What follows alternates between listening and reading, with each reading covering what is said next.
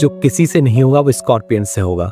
इस एनर्जी का मर्म समझने के लिए हमें एक छोटी सी कहानी सुननी होगी। तो हम महाभारत में द्वापर युग में चलते हैं। भीष्म पितामह अदम्य शक्ति और साहस का द्योतक थे। उन्होंने अपने साम्राज्य हस्तिनापुर के राजकुमार के लिए विवाह का आयोजन किया और इसके लिए उन्होंने 3 कन्याओं को चुना और अपने राज्य में लेके आए। उनमें से एक कन्या का नाम था अंबा।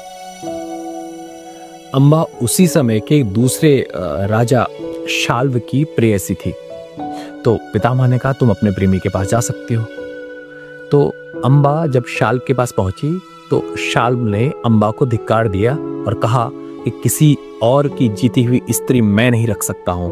इस बात पे अंबा को बहुत ही ज्यादा अपमान महसूस हुआ और वो रोती बिलखती चिल्लाती पितामह के पास आई और कहा ये सब तुम्हारी वजह से हो रहा है, अब तुम ही मुझसे विवाह करोगे। तो पितामह ने कहा कि मैंने तो विवाह ना करने की भीष्म प्रतिज्ञा ले रखी है, मैं तो देवी ये नहीं कर सकता।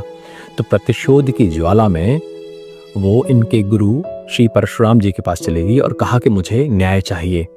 तो इस चीज के उपलक्ष्य में भगवान परशुराम और पितामह भीष्म के बीच में एक युद्ध हुआ जिसका कोई निर्णय नहीं निकला।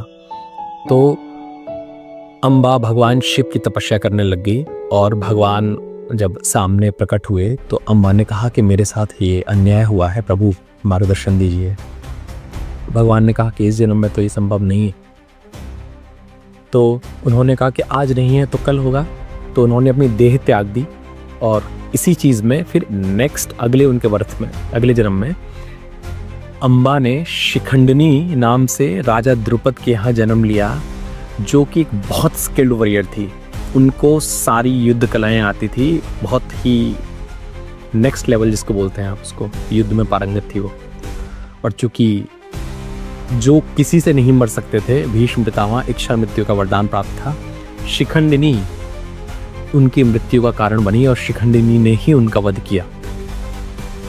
जो बात मैं आपको समझाना चाहता हूँ इस कहानी के माध्यम से वो इतनी है, मैंने इनफैक्ट कुछ पॉइंट्स लिखे हुए थे, जो किसी से नहीं होगा वो स्कॉर्पियन से होगा। रीबर्थ किसी भी काम के लिए ये अपनी कर सकते हैं, ये ट्रांसफॉर्मेशन ला सकते हैं अपने अंदर। हर तरह के फेलियर्स के बाद विक्ट्री इनके पास आ जाती है। तो आप ये बात समझो कि जो स्कॉर्पियन की एनर्जी है ना, ये कुछ भी बन सकती है कुछ भी करने के लिए, अगर इनका फंडामेंटल क्लियर हो जाए। If they are not distracted they can reach out to any potential. बेहतरीन एनर्जी है अगर आप सकारात्मक तरीके से इस चीज़ का इस्तेमाल करें। तो बाकी आप खुद समझदार हैं क्या करना है आपने।